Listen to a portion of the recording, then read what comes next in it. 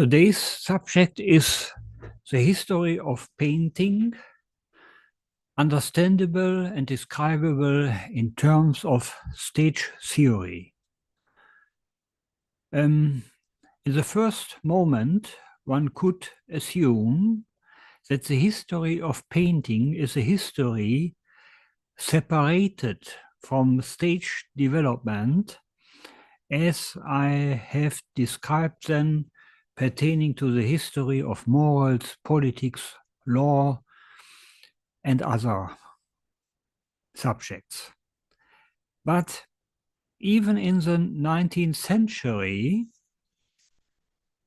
and especially in the first half of the 20th century, but also in later times, historians of arts often compared the history of painting to the ontogenetic development of drawing, comparing the drawing of children with the history of painting.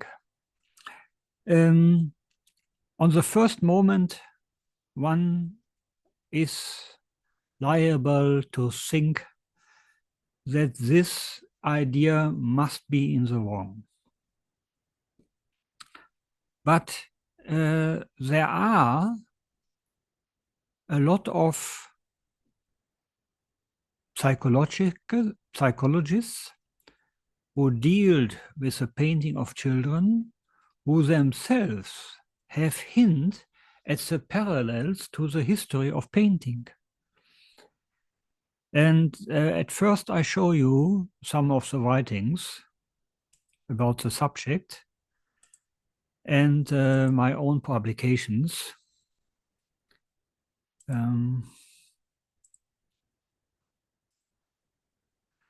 My own main publication to the subject is The Development of Painting in History, Psychological Stages and Sequential Epochs, published in the International Journal of Anthropology in 2019, belonging to the publisher's house Pontecorvoli in Firenze, Italy. The main book about the subject is a book of Susie Geblick, 3 Stages of Art, published in 1976.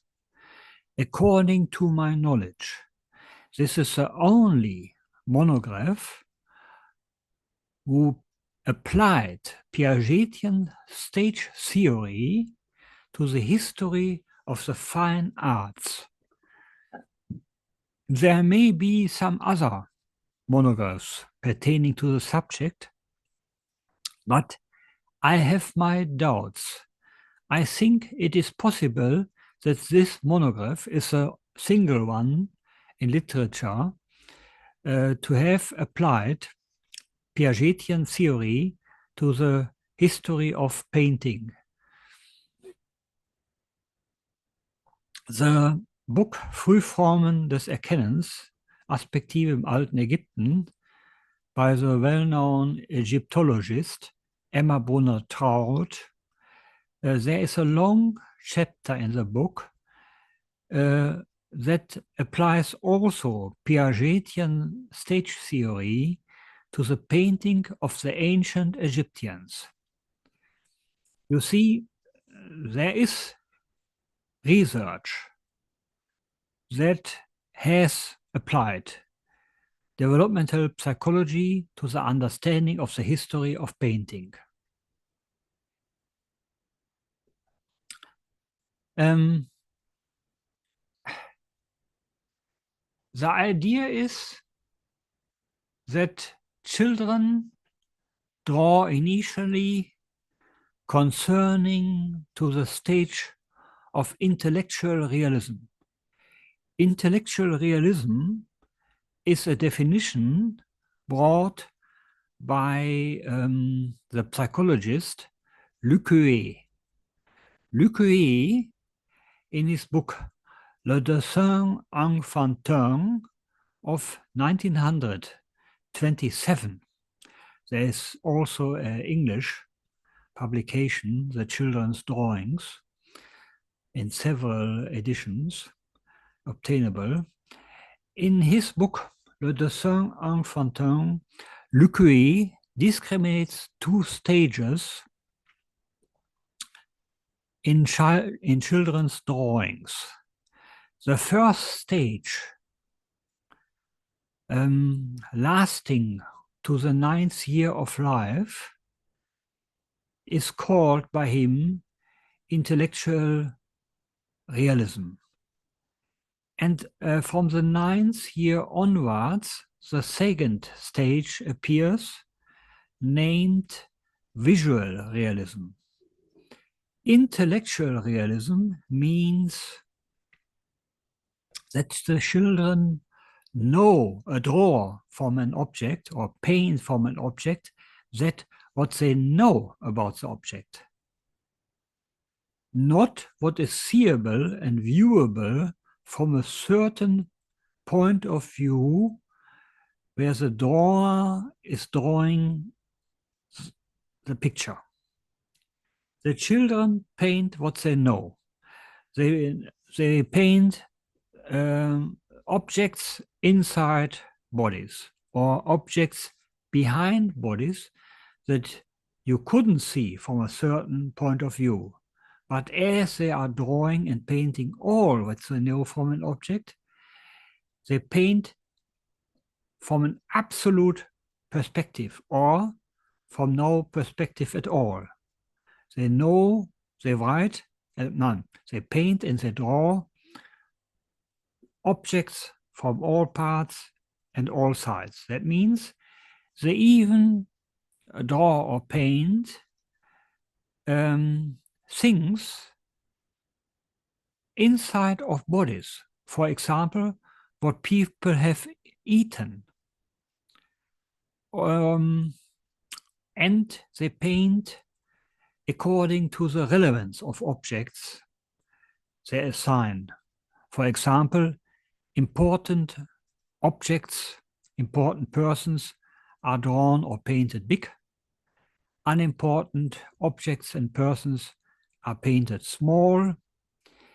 They paint schematically. They do not paint objects voluminous or in 3D perspective, and so on. The visual realism appearing from the 9th year of life in the modern child paints only that what the drawer or the painter can see from the point of view where he is staying, where he is standing. And all this is not painted what cannot be seen from this perspective. And the painter or drawer staying on the stage of visual realism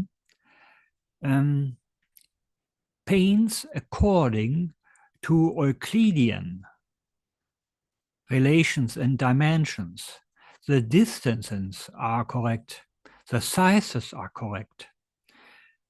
And Piaget himself, in his book about the understanding of space in the child, has already formulated that it is a stage of concrete operations that bases and carries the appearance of the stage of visual realism, while Piaget himself figured out that the stage of intellectual realism is a manifestation of the pre-operational space understanding, of a pre-Euclidean space understanding, where distances and relations and sizes are not considered correctly. And that means that children paint according to the patterns of intellectual realism because they are staying on the pre-operational stage. The pre-operational space understanding is a cursor to the intellectual realism, while the concrete operational stage is a cursor and maker of the visual realism.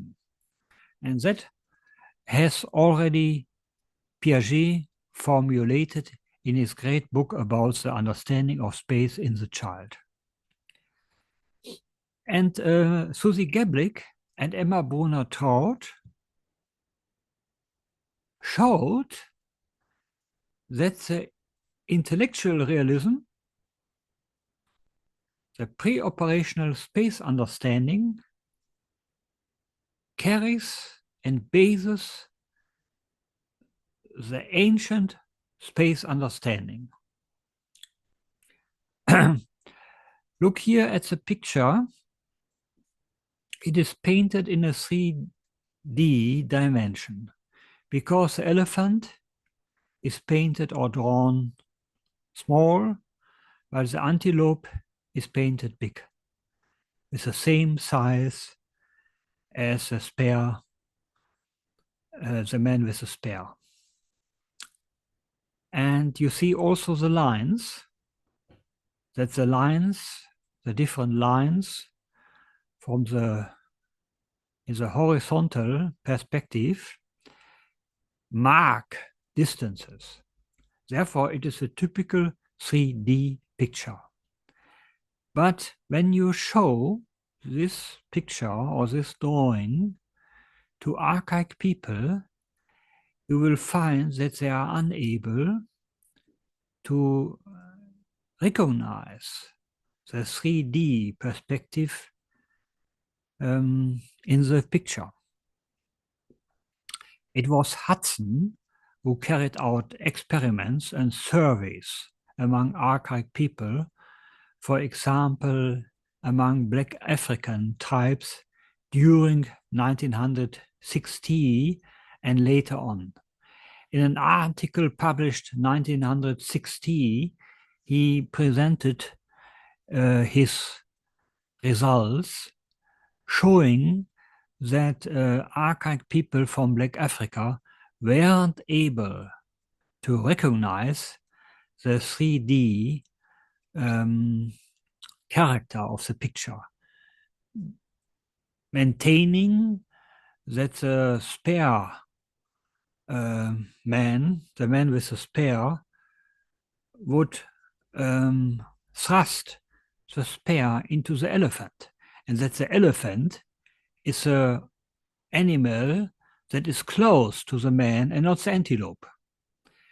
They do not recognize that the man thrusts the spear towards the antelope and not towards the elephant, because the elephant is in the distance. They really believe the man thrusts the spear into the direction of the elephant. This means these people are not able to recognize perspectives in the picture. And we also know from blind persons, people born blind, that later on in lifetime, they cannot learn to recognize the 3D character of pictures like this. And this shows the impact of neurological structures in this pattern. That means that if you do not learn to recognize perspective in pictures early in life or in your youth, then you won't learn it later on. That is what we can learn from the behavior of blind people who regained their sight later in life, but then not being able to learn to see the 3D character in pictures.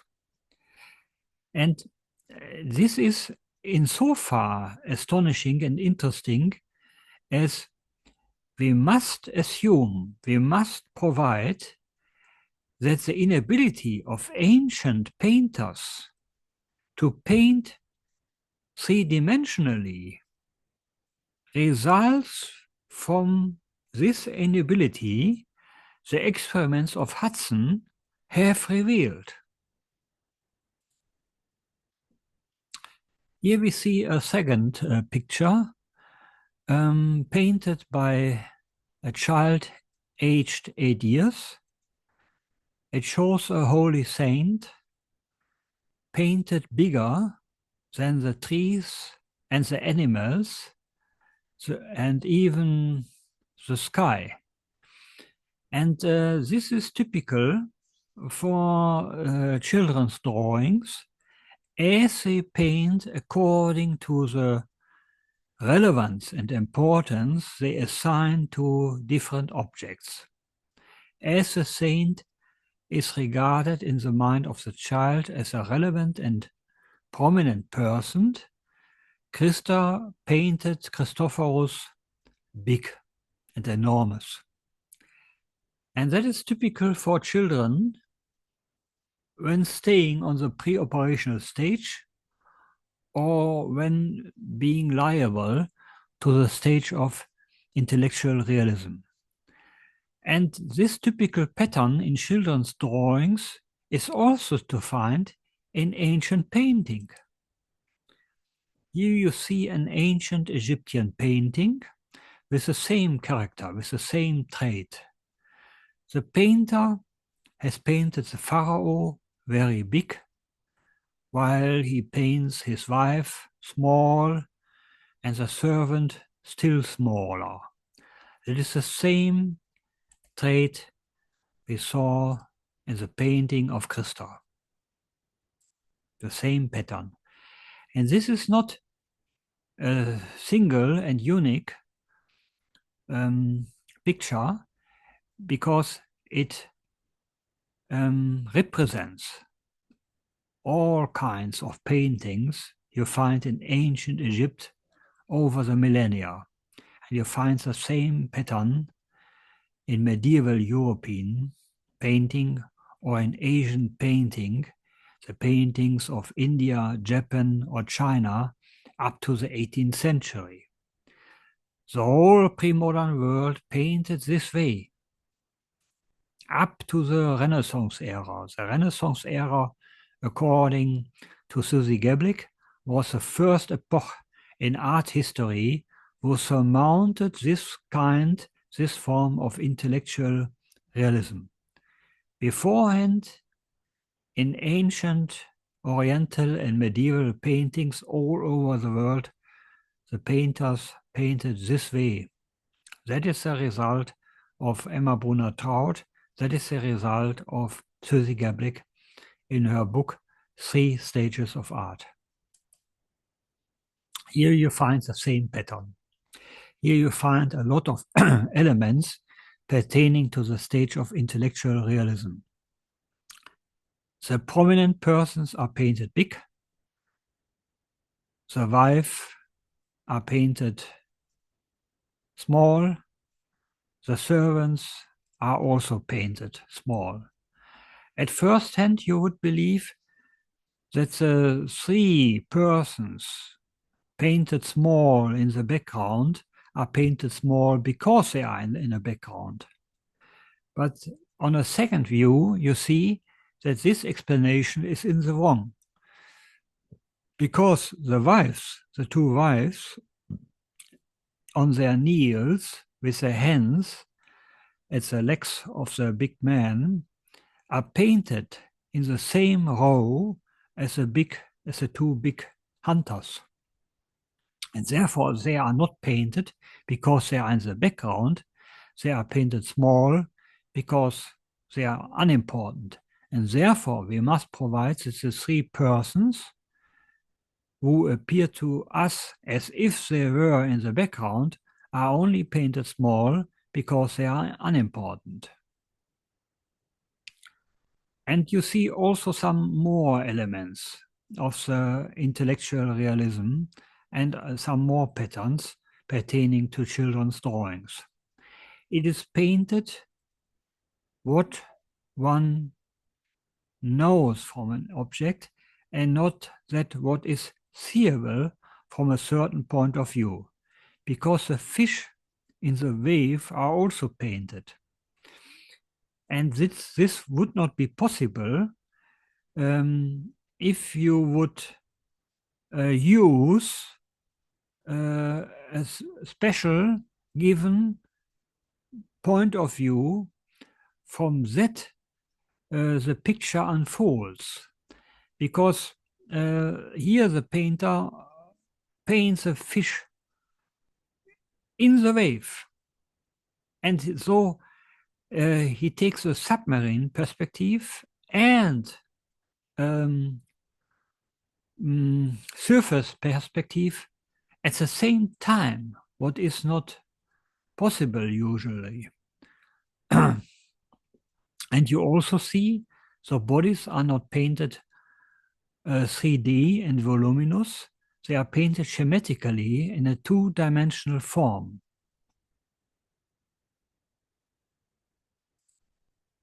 Here you see the same pattern. The painter paints the fish as if he would dive deep into the water, but he also paints that what is below the water surface.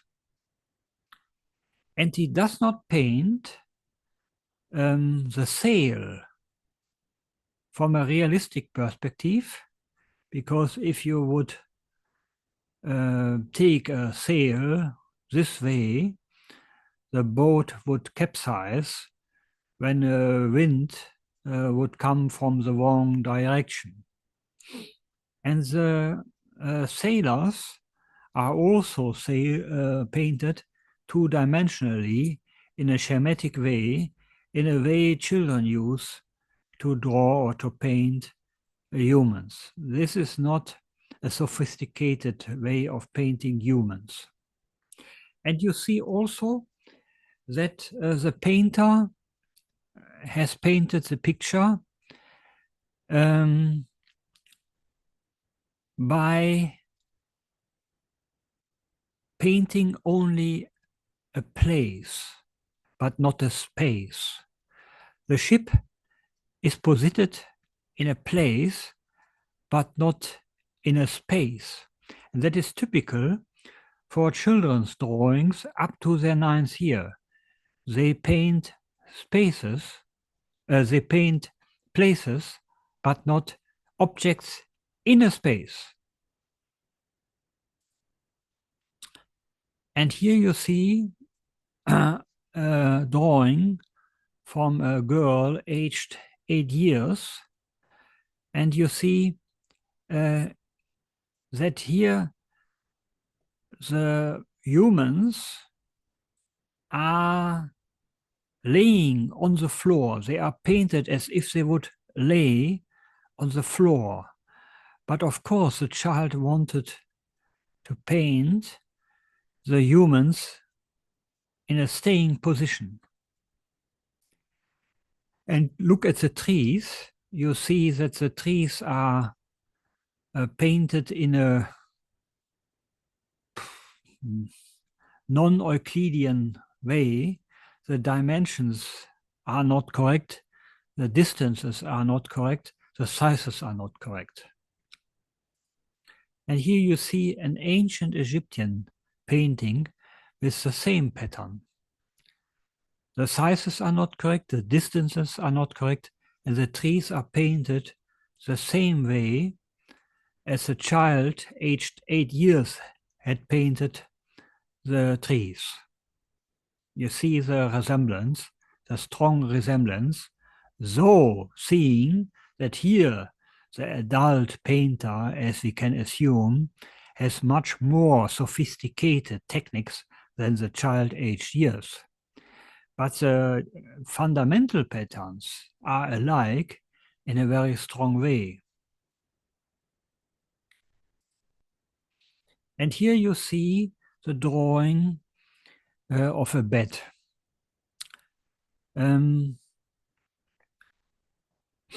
First, at the downside of the drawing, we see the frame of the bed, and then we can see the platform of the bed, the underground of the bed, and it's painted not according to the patterns of visual realism, but according to the patterns of intellectual realism, because given by a realistic perspective, we could not see the platform when we can see at the same time the side of the bed. You cannot see at the same time the side of the bed and that what is usually hidden by the side. Here the painter has simply taken the platform and has painted it as putting it on the edge of the side. And then in the third step, he paints or draws the persons who are sitting on the bed. If he puts the bodies simply on the side of the platform in a vertical form, so that he paints the bed and the persons on the bed according to the patterns of intellectual realism, but not according to the patterns of visual realism, the same way as children paint. Now, this is a clear representation, a clear manifestation of patterns of intellectual realism.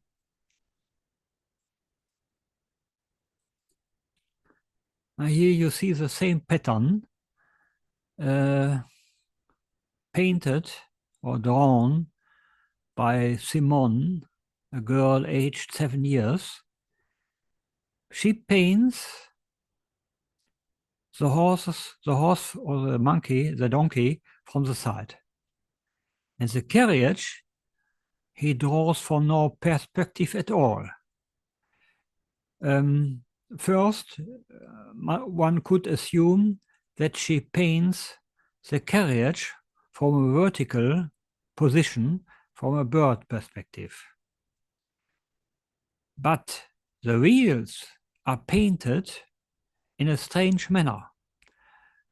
The left wheel is painted as if below, and the right wheel is painted as if it would be above the carriage. And the 4 persons in the carriage are painted as if they were lying on the carriage. But of course, the girl wanted to paint them sitting. It is the same pattern like here. Intellectual realism, not visual realism. And here you see the great transformation. There was not one ancient painter, neither in ancient Egypt, nor in Greece or Rome, nor in the Roman Empire, nor in medieval Europe, nor in ancient Asia, India, China, and Japan, up to the early modern times, whoever painted a picture of this quality. Here you see visual realism in its beginnings. You see the body both of the horse and Balthasar Carlos is painted bodily and voluminous. It is a 3-dimensional picture. The bodies are painted 3-dimensionally, And you see, here is not painted a place, here is painted a space, a three-dimensional space. The distances are more or less correct. The sizes are more or less correct. And we have here a picture drawn and painted according to the three-dimensional perspective. Of course, the body of the horse is not very well painted. And you see here that the painters in this area are still learning. But what you can also see is that the painter is able to paint light. That is something you cannot find in ancient or medieval painting or in the drawings of children. Here the painter knows light and shadow to apply in a direct form. Look at the forehead of Balthasar Carlos. Under his head, you see there painted shadow.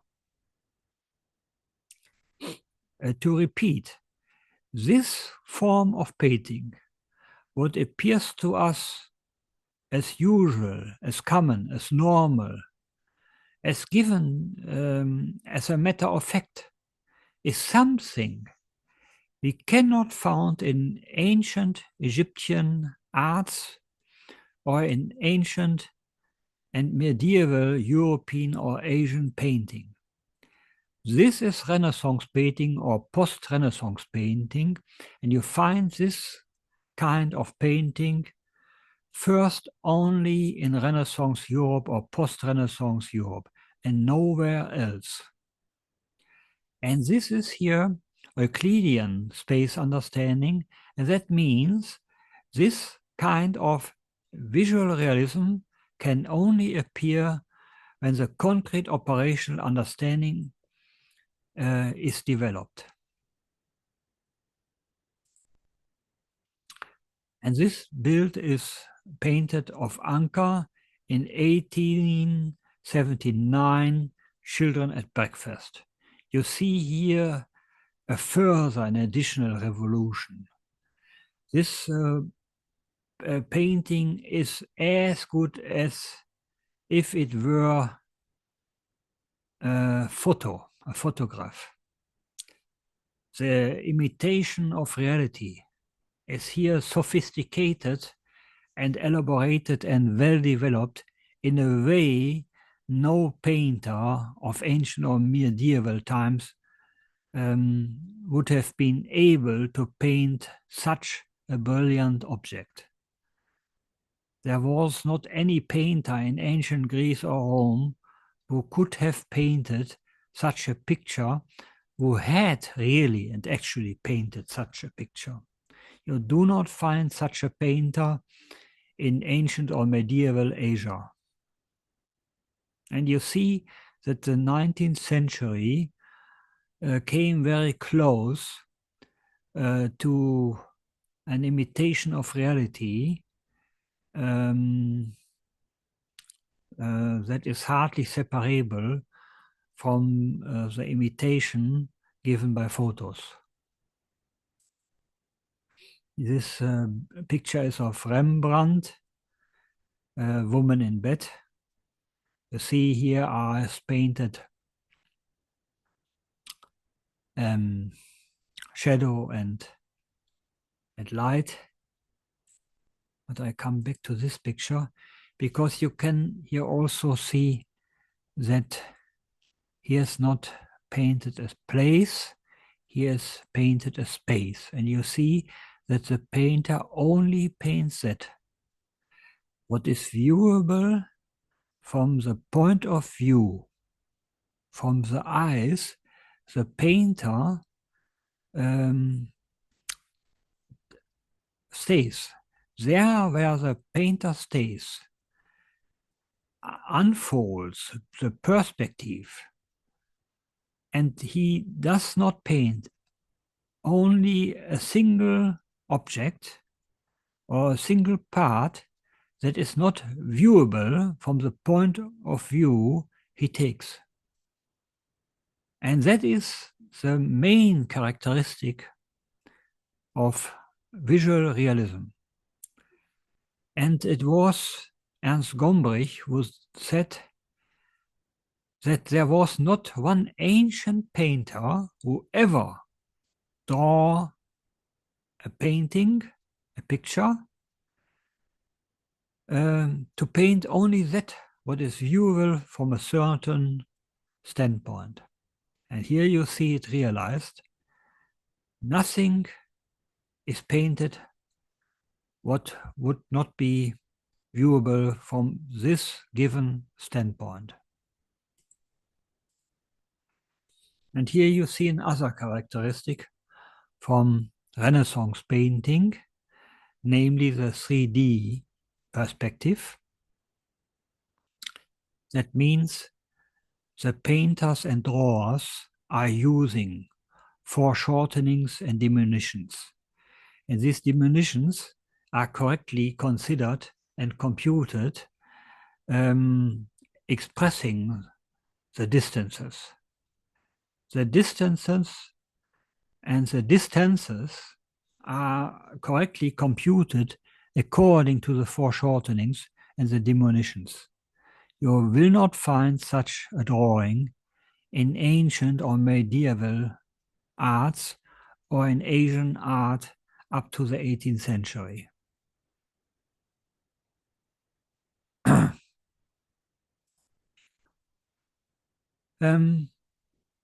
You see that psychological stage theory is capable and necessary to understand the history of arts and the history of painting.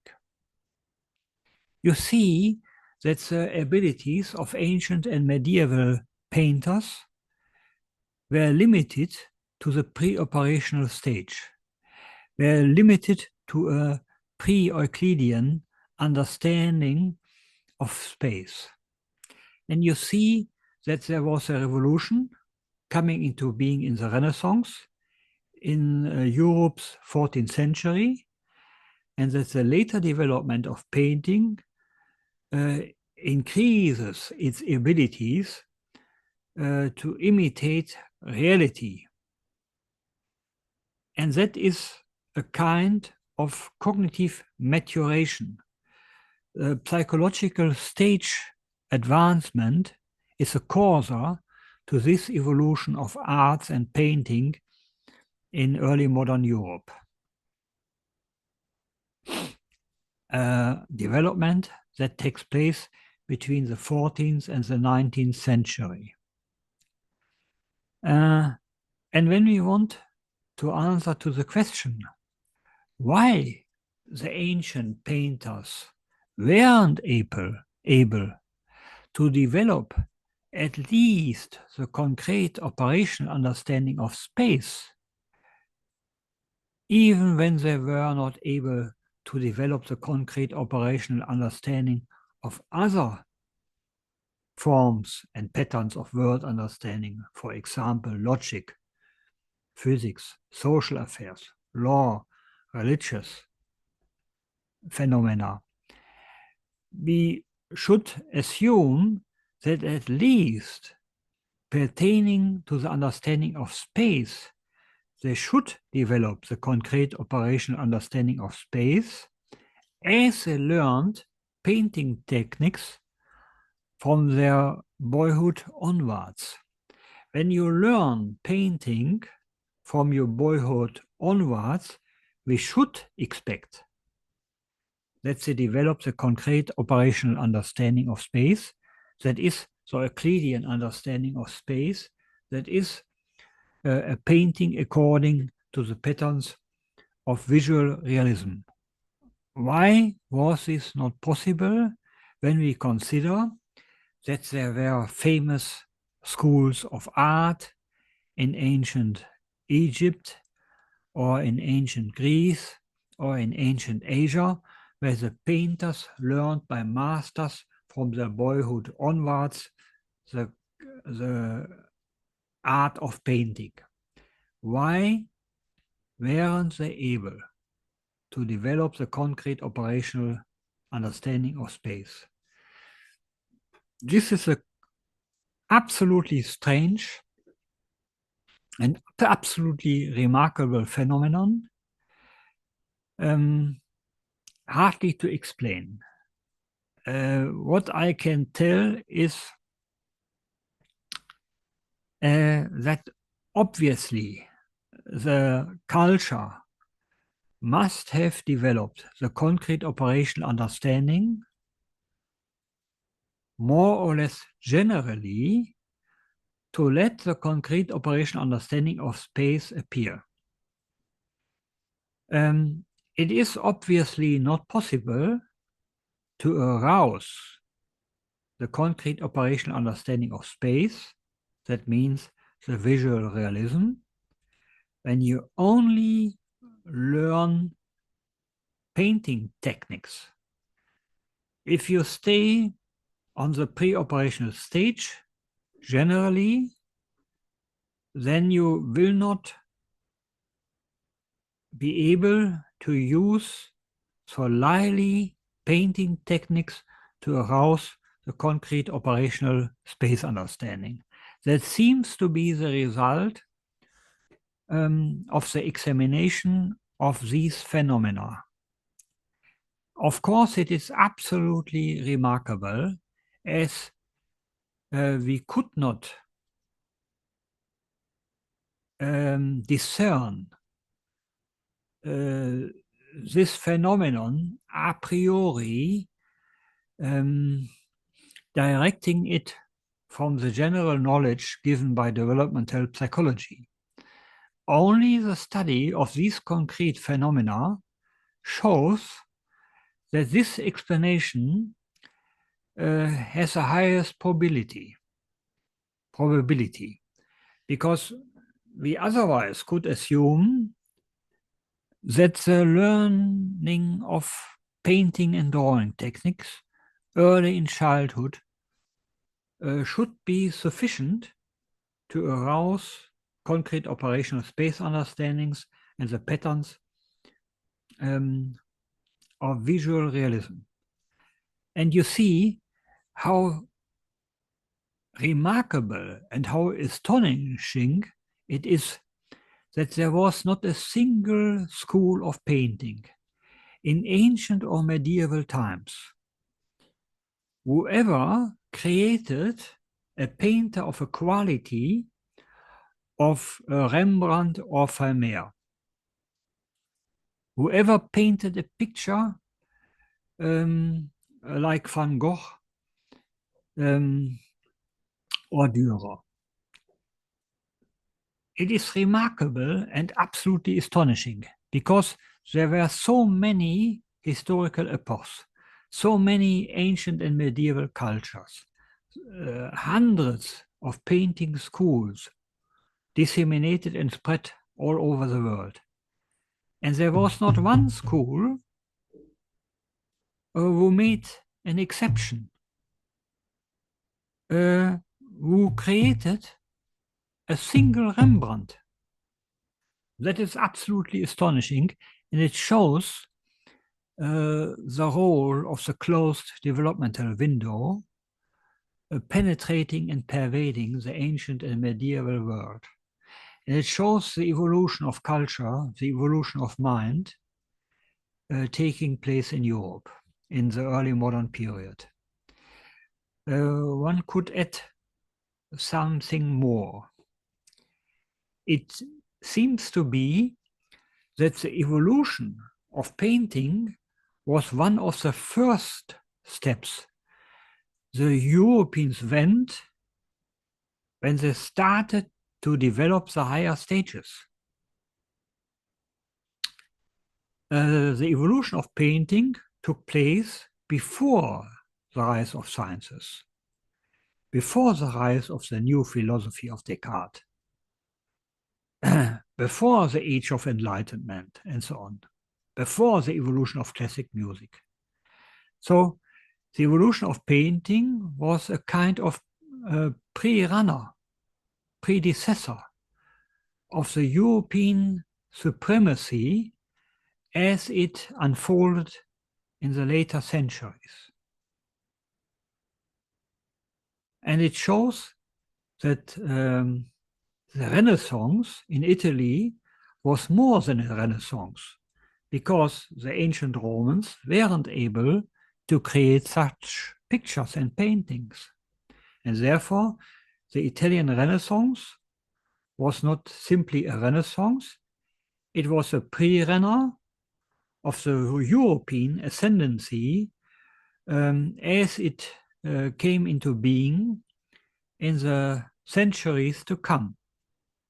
A remarkable phenomenon.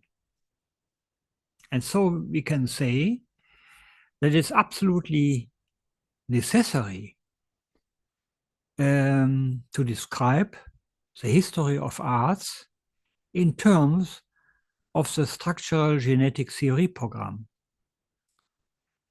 Usually, historians of art think that change of values, the change of techniques are the movers of the history of arts.